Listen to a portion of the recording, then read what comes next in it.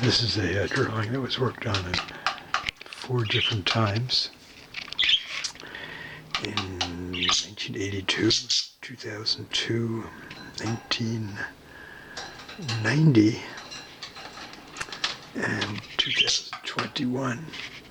It's called Driftwood Tree Trunk on the Beach by the Lighthouse in Discovery Park, and Parakeetodactyl apparition, which we see on the right here.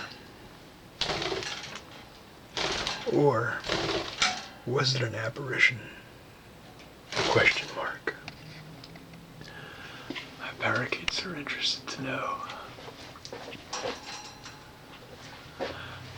Yes, I'm talking about you. All right, I'm going to look for a frame for this at a charity thrift store.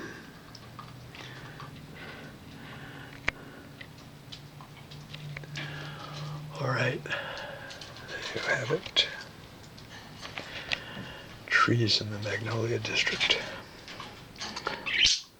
where I worked from 1990 to the end of 2009. All right, there you have it. That's right. That's right. A little drumming, drumming with the beak. It's something new. I don't think I'll try that.